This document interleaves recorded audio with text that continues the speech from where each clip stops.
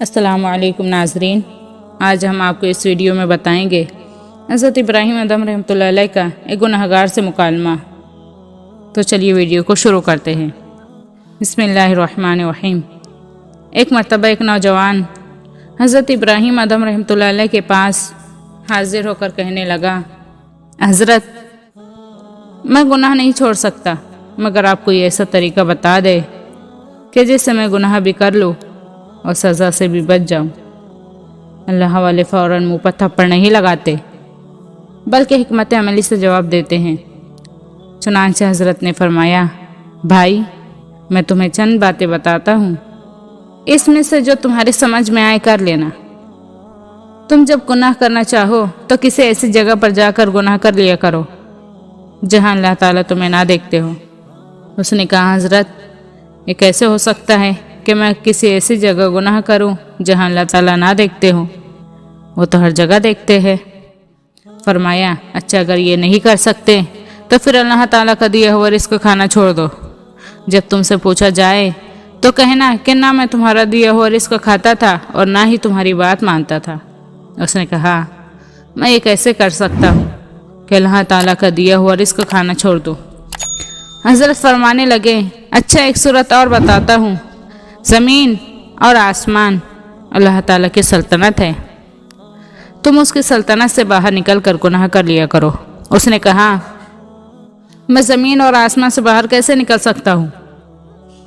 حضرت فرمانے لگے، اچھا، جب تمہاری موت کا وقت آئے تو ملک الموت سے کہنا کہ ابھی تھوڑی دیر انتظار کر لے، مجھے توبہ کرنے دے۔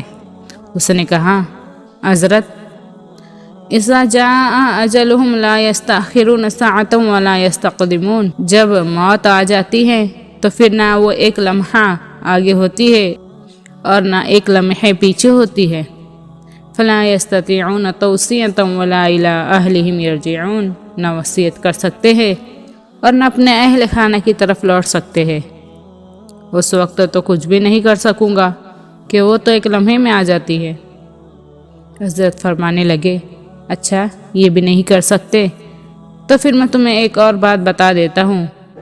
جب تمہاری قبر میں منکر نکیر سوال پوچھنے کے لیے آئے تو تم کہہ دینا کہ میری قبر سے باہر چلے جائیں۔ اس نے کہا، حضرت، میں فرشتوں کو یہ کیسے کہہ سکتا ہوں کہ میری قبر سے باہر چلے جائیں؟ حضرت نے فرمایا، اچھا، ایک آخری بات بتا دیتا ہوں کہ جب قیامت کے دن اللہ رب العزت تمہارے جہنم میں جانے کا فیصلہ فرمائیں تو ضد کر کے کھڑے ہو جانا کہ میں تو جہنم میں نہیں جاتا۔ اس نے کہا، حضرت، میں اللہ تعالیٰ کے سامنے کیسے ضد کر سکتا ہوں؟ حضرت نے فرمایا، اے بھائی، جب تو ان میں سے کچھ بھی نہیں کر سکتا تو پھر تو اپنے پروردگار کی نافرمانی ہی کیوں کرتا ہے؟ واقعی ہم اپنے پروردگار کے عذاب کو برداشت کرنے کی طاقت نہیں رکھتے، اس کے سامنے کھڑے ہونے کی طاقت نہیں رکھتے، لہٰذا ہمارے لیے سب سے بہتر راستہ یہ ہے کہ زندگی کے تمام گناہوں سے سچی توبہ کر لے۔ اللہ رب العزت ہمارے گناہوں کو معاف فرما دیں گے۔ سبحان اللہ۔